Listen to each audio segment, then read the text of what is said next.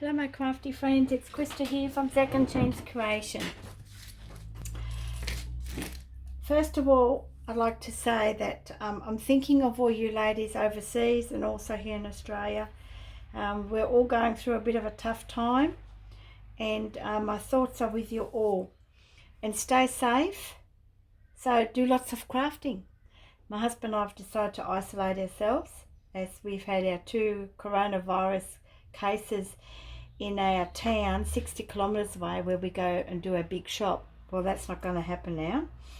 Our cupboards are full, we have plenty of food, and we're just going to go to the little shop in our little town here, and they're pretty diligent. You know, they sanitize the trolleys, they sanitize your hands before you go in. They have the strips at the cashier at the checkout where you have to stand back 2 meters, and but I just go in there with my bag and just get a couple of things. But we have plenty, so I don't need to go in there for quite a few days. So you know what's going to happen, don't you? Crafting, gardening, baking. Gardening, baking, crafting, you know, whichever comes first. So I'm doing a little craft with me sort of thing. I can't do it for very long because it just won't happen on my phone, but I thought I'd share with you, I'm doing a steampunk junk journal, and this will be part of the Steampunk Horse that I made. And for those that are new to my channel, welcome, and I'm going to leave the link below so you can see the Steampunk Horse you know, in its finished stage. Now I don't have texture paint paste, or I don't even have any black paint now. So I sort of have to think outside the box a bit. So what I've done is I've gutted a Reader's Digest book, and I've secured it with some tape. I have applied, because no, I don't have texture paste. I know you can make it yourself, but you know, I have all these. So I thought I'd use the mesh bag from the oranges that I used to cover the Steampunk Horse with, and I'm going to use that on parts of the actual cover of the book. So also used the backing of carpet, a little bit of, it's like a border trim, I've popped that on there. These round discs are actually from ice cream, the Cornetto ice cream cones. The lids of those, I've cut this one in half. And again, bits of cardboard I cut out just so that you can see the outline of it once I paint it. And I don't have any more book corners left, and I don't really want to send away for any. So yeah, so I've used just some cardboard, so hopefully, you know, that'll sort of highlight a little bit. I've done that on all 4 corners just here. Now I've put this so it's in frame, so I don't go out of frame. I've had some die cuts given to me by Grace a long time ago, so I've got quite a few that I used on my horse, so I've got some left over. This little clock, oh look, it was on a little sheet, this 8 different clocks and cuckoo clocks, and I chose this one because and I've put a little bit of foam on behind it, because what I'm going to do is I'll be closing that with a chain, and this will be the chain that I'll be using. It'll be attached to this end, and it's got a little you know, little clip here. So I'm not sure how I want to use it, whether I want to use it this way or the other way, or let it dangle. I'm not sure, but that's what I'll be using. This little horse was gifted to me by a lady, I think, in the Netherlands, and she sent that to me when I had my Round the World Friendship Napkin Challenge, and she had some fibres off the tail, and I've been looking for a little horse and I haven't been able to find it. I don't have charms because they're too small, so I've decided to use this one instead. And then I found I've got this little foam frame which was gifted to me in a bit of Happy Mail, and I've cut it out a little bit so that it sits, these first set of legs here sit inside, so it needs that stability, and that's just going to go just there so that you can just see a bit of the cog here. And then I found this as part of an old necklace. Had this for yonks. This is my last piece. And I'm going to be attaching that to here. And how I'm going to probably attach it is I'm probably going to put a little chain through here, or a thread. And that'll be either put through here or underneath, just so to secure it. Plus it'll be glued on, so, but I want to make sure it doesn't come off. So that's what I'll be using for the front cover. It'll depict that it's a steampunk journal. Some more of the carpet backing. Here I've got a little clothing tag that I kept. It's quite thick, and I thought, well, that'll look really good as well. Some more of the bag, another cog here. On the inside, what I've done is I've put in another piece of cardboard. Again, I've used some tape. Can't remember the name of it now, God. So, you know, it's just this tape that you use for when you're painting. Anyway, and so what I'm going to be using on the inside is this. Okay, this was gifted to me, oh, look, a couple of years ago. And so I'll be cutting a little bit of that, like that. And mainly why I'm using that is because I don't have black paint, but I do have silver or metallic, yeah, silver metallic paint. So I'll be using that to cover the front all over, and then I'll use my two colours that I want to use to make it like a steampunk journal. So it's basically the same as the horse, but it won't be black because I don't have black. So, but I'll see how I go. I might be able to mix some colours.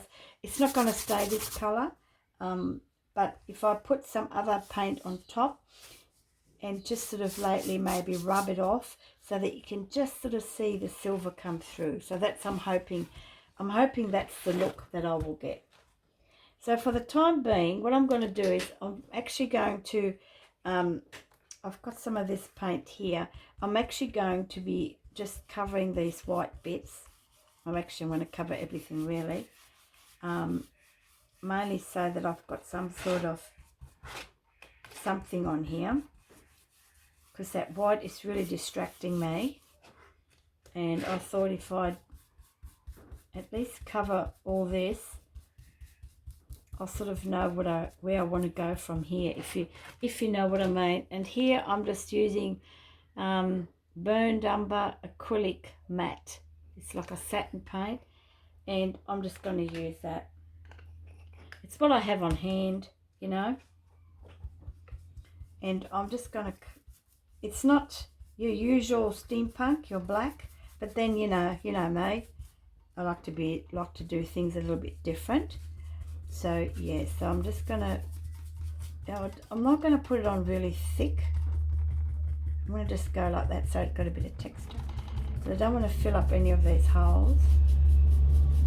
I've got paper underneath here so that'll, you know, I mean I might be breaking all the rules here, but you know, it's what you have, and I think the end result is what's important.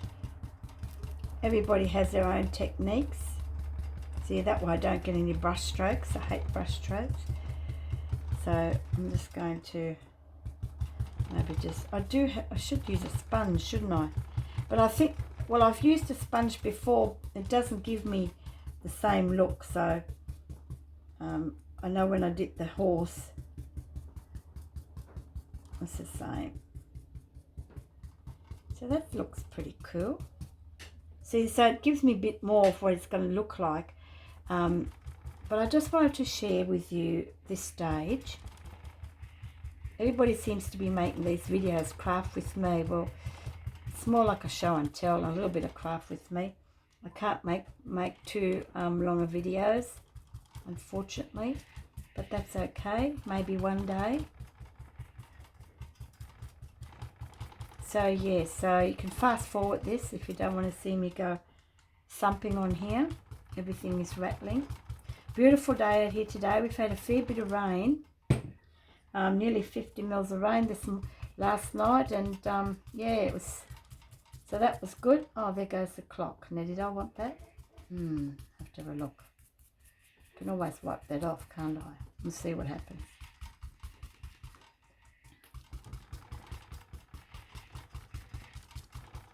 Be good if I had an old watch. I can use a real thing, couldn't I? Now see, this brown doesn't look too bad. It's just so that it takes that white away, so it gives me a bit of an idea, so I get my juices flowing, if you know what I mean. Just got to get that white out there. Yeah, I don't know about this clock now, because I do want that to see.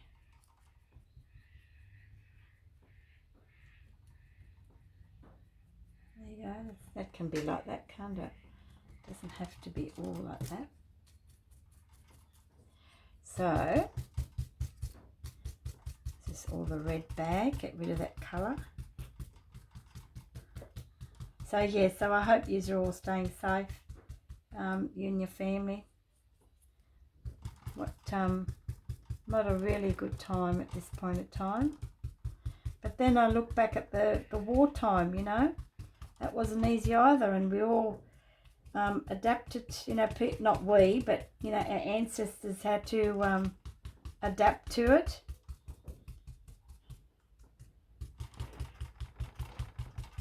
I think this is going to look pretty cool. I don't even mind this colour either.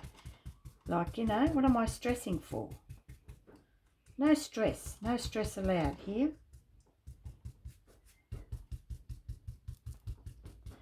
I've got to wait for this to dry now, so that'll give me time to go outside and finish my mulching in the garden. Wow, I really like this. I don't mind this. I prefer this to the black, but, you know, hey, it is what it is, isn't it?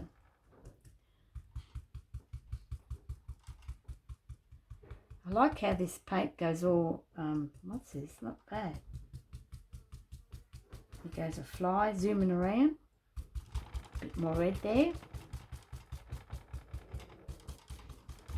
There goes the dog. She's going off at someone.